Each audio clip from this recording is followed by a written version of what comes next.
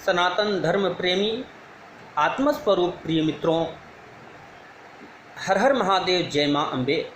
मैं ज्योतिषाचार्य पंडित राजीव पाठक। आज हम आप लोगों को बताएंगे कि स्तोत्र और मंत्र का क्या रहस्य है। आइए सबसे पहले महादेव जी को नमन करते हुए विषय में प्रवेश करते हैं।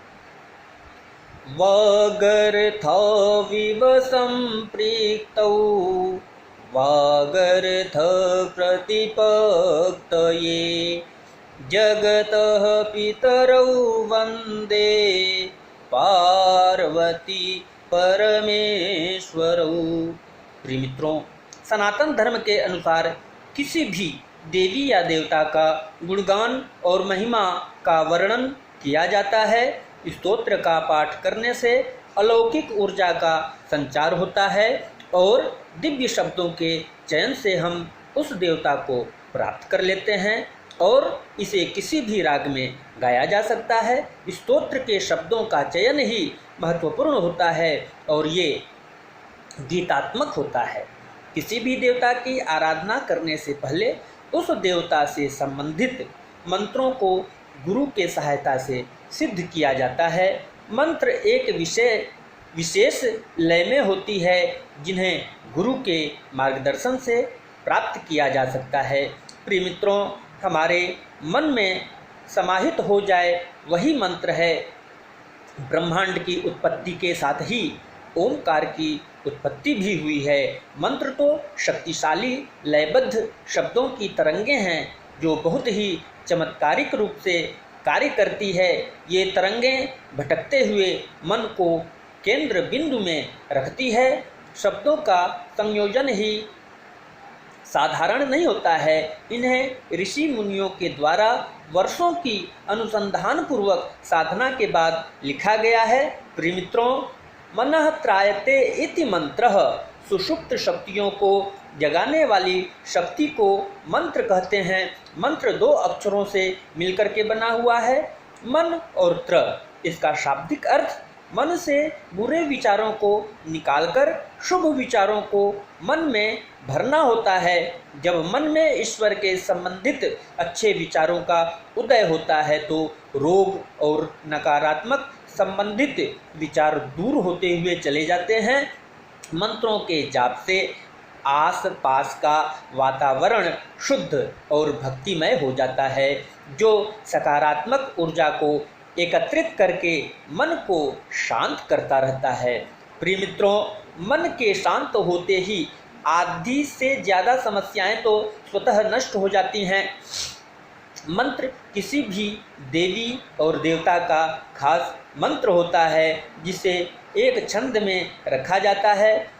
वैदिक ऋचाओं को भी मंत्र कहा जाता है। इसका नित्य जाप करने से मन चैतन्य हो जाता है। इनकी महिमा का वर्णन श्री महादेव ने किया है और इनमें ही सारे नाद छुपे हुए हैं। मंत्र अपने इष्ट को याद करना और उनके प्रति समर्पण दिखाना है। मंत्र और स्तोत्र में अंतर यही है कि स्तोत्र को गाया जाता है जबकि मंत्र को एक पूर्व निश्चित लय में जपा जाता है। आइए मित्रों, अब बीज मंत्र क्या होता है इस पे भी चर्चा कर लेते हैं।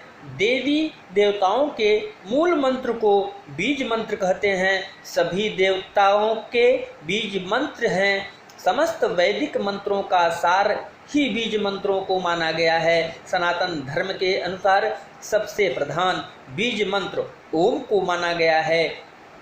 ओम को अन्य मंत्रों के साथ प्रयोग किया जाता है क्योंकि यह अन्य मंत्रों को उत्प्रेरित कर देता है। बीज मंत्रों से देव जल्दी प्रसन्न होते हैं और अपने भक्तों पर शीघ्र ही दया करते हैं।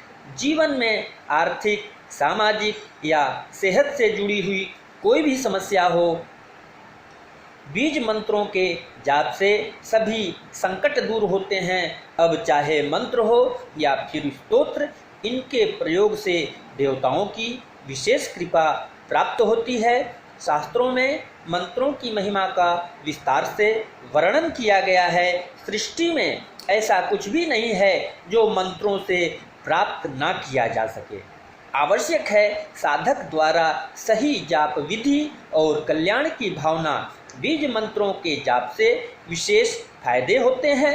यदि किसी मंत्र के बीज मंत्र का जाप किया जाए तो इसका प्रभाव और अधिक बढ़ जाता है। वैज्ञानिक स्तर पर भी इसे परखा गया है। मंत्र जाप से छुपी हुई शक्तियों का संचार होता है। मस्तिष्क के विशेष भाग सक्रिय होते हैं। मंत्र जाप इतना प्रभावशाली है कि इससे भाग्य की रेखाओं को भी बदला जा सकता है।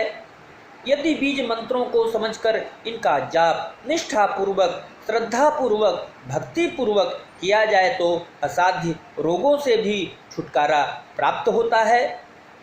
मंत्रों के संबंध में हमारे सनातन विशेषज्ञों की मान्यता है कि यदि सही विधि से इनका प्रयोग किया जाए तो बिना किसी औषधि की असाध्य रोग भी दूर हो जाते हैं। विशेषज्ञ और गुरु की राय से भारतीय ज्योतिष के माध्यम से राशि के अनुसार मंत्रों के जाप का लाभ और अधिक बढ़ जाता है। विभिन्न कामनाओं की पूर्ति के लिए पृथक पृथक मंत्र हैं जिनके जाप से अवश्य ही लाभ मिलता है। मित्रों, मंत्र के जाप से एक तरंग का निर्माण होता है जो कि संपूर्ण वायुमंडल में व्याप्त हो जाता है और छिपी हुई शक्तियों को जागृत कर लाभ प्रदान करता रहता है। प्रिय मित्रों, इन्हीं शब्दों के साथ मैं आप लोगों से विदा लेता हूँ। पुनः अगले वीडियो में इसी तरह से दिव्याति दिव्य चर्चाओं को लेकर के उपस्थित होऊंगा। तब तक के लिए हर हर महादेव, जय माँ अम्बे।